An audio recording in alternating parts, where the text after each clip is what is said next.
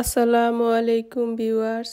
আশা করি আপনারা যে যেখান থেকে আমার এই ভিডিওটি দেখতেছেন সবাই আল্লাহর অশেষ রহমতে ভালো আছেন।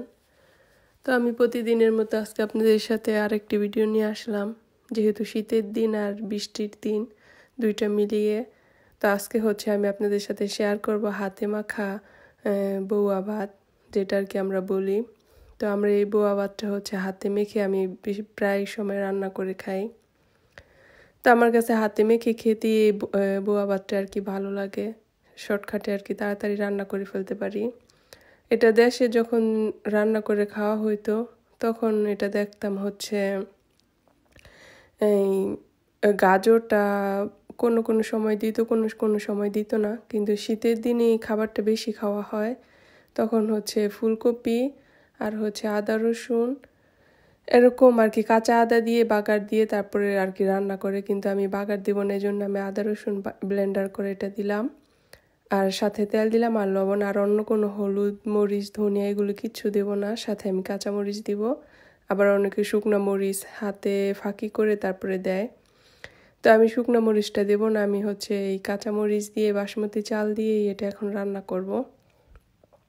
আর এখানে আমি গাজর আলু আর ফুলকপি দিয়ে দিছি। আলুটা একটু মোটা মোটা করে কেটে দিছি। আলুটা মোটা মোটা হলে হয় কি আর কি খেতে আমার কাছে মেখে খেতে পরে খুব ভালো লাগে, এই জন্য আমি মোটা মোটা করে কেটে দিই, যাতে সিদ্ধ হলে একদম ভেঙে না যায়। আর এখানকার আলু গাজর এগুলি না খুব তাড়াতাড়ি আর কি নরম হয়ে যায়, আর কি ভাতের আগে আর কি এগুলি একদম নরম হয়ে যায়। এই জন্য যাতে না আর কি ভেঙে যায়, এই জন্য আমি একটু মোটা মোটা করে কেটে দিচ্ছি।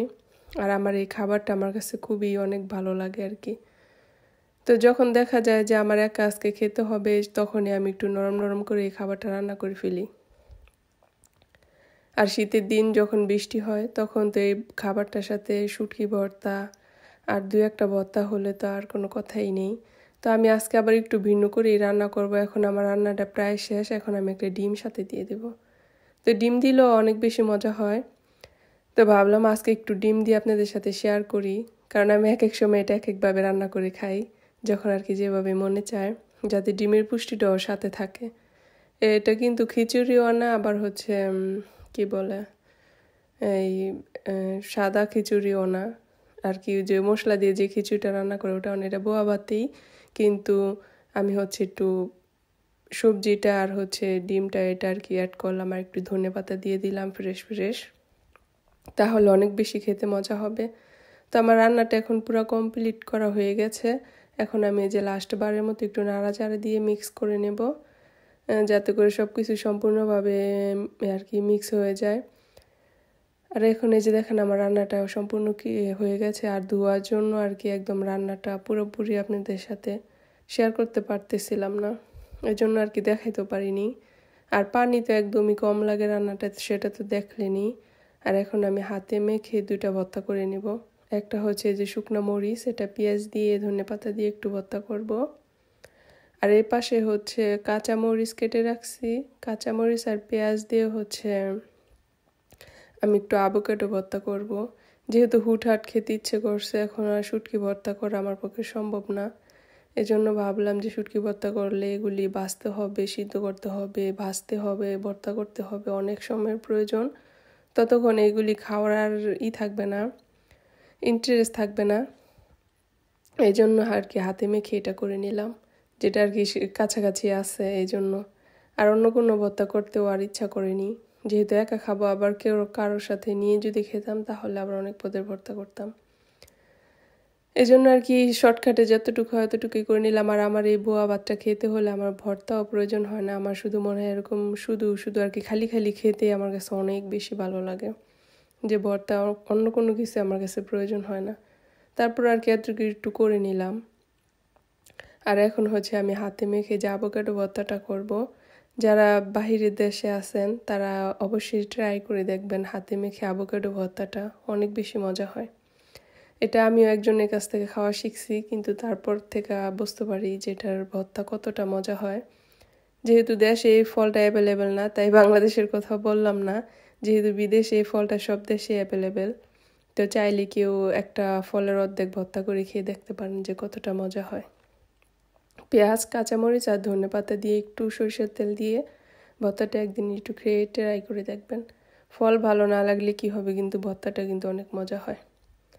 তো আমি এখন এই যে হাতে মেখে এই 2টা ভর্তাই করে নেব, আর আপনাদের সাথে একটু শেয়ার করব যে আমি আর কি এটা কতটা আর কি মজা নিয়ে এই বোয়া ভাতটা খাই সেটা আর কি। আর আপনাদের ভাই যেহেতু কাজে ছিল, সেহেতু তাকে তো আর খাবারটা খাইয়ে আর কি দেখাতে পারলাম না, এজন্য আর কি আমি নিজে একটু খেয়ে আপনাদের সাথে একটু শেয়ার করলাম, ক্যামেরার পিছন থেকেই শেয়ার করলাম, যেহেতু ক্যামেরার সামনে আমি আসি না সেজন্য। আর এই যে আমার রান্নাটা কমপ্লিট হয়ে গেছে, দেখেন কতটা সুন্দর লাগতেছিল রান্নাটা। আর এখানে যে আমার ভর্তা 2টা রেডি আর কি।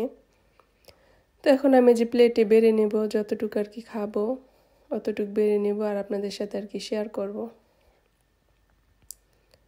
আর এখানে হচ্ছে যে কালো জিরা ভর্তা, এটা আমি হচ্ছে সবসময় এক বক্স করে ভেজে পেঁয়াজ, রসুন, শুকনো মরিচ, লবণ সব একসাথে ভেজে ফাঁকি করে আর কি বক্সে ভরে রাখি আর কি। প্রতিদিন আমি একটু একটু করে ভাতের সাথে খাই আর কি, এজন্য রেডি করে রাখি।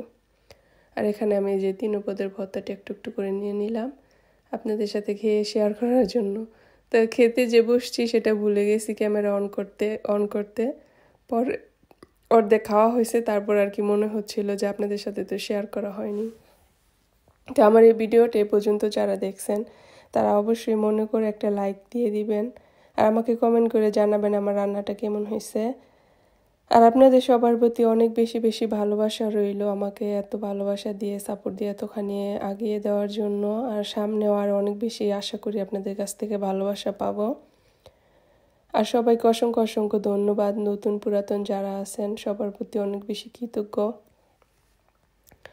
আর সবাই মনে করে আমাকে একটু লাইক দিয়ে দিবেন আর কমেন্ট করে জানাবেন। আর এই যে এখানে যারা নতুন আসছেন তারা অবশ্যই সাবস্ক্রাইব করে দিবেন, কারণ সাবস্ক্রাইব তো একবারই করা হয়, বারবার তো আর করা যায় না। অনেকে হয়তো বা এই ভুলটা করে ফেলে, জানি না, সেটা মনে করে যে যতটা ভিডিও দিব ততবারই সাবস্ক্রাইব করতে হবে, এই ভুল করে অনেকবার আর কি সাবস্ক্রাইব করে আবার আনসাবস্ক্রাইব করে, তো এরকম আর কি অনেকে আসতে মনে হয়। তো এই যে আমার খাবারটা দেখেন, আপনাদের সাথে সম্পূর্ণ ভর্তা দিয়ে খেয়ে একটু দেখালাম যে খাবারটা কেমন হয়েছে। তো আপনারাও কমেন্ট করে জানাবেন যে আমার এই বোয়া ভাতটা এরকম মেখে ভর্তা দিয়ে খেতে কার কার কাছে ভালো লাগে। আমার তো দেখে প্রতিনিয়ত খাবার দেখলেই আর কি লোভ হয়, এরকম বোয়া ভাত আর কি যেই আপুরেই রান্না করে নাকি সেখানেই দেখলে আমার খুব লোভ হয়। এটা আমার একটা অনেক পছন্দের খাবার, তো যেহেতু সবসময় খাওয়া হয় না এই জন্য হয়তো বা বেশি পছন্দ। আর আপনারা সবাই আমাকে এরকম সাপোর্ট করে যাবেন। আল্লাহ হাফেজ।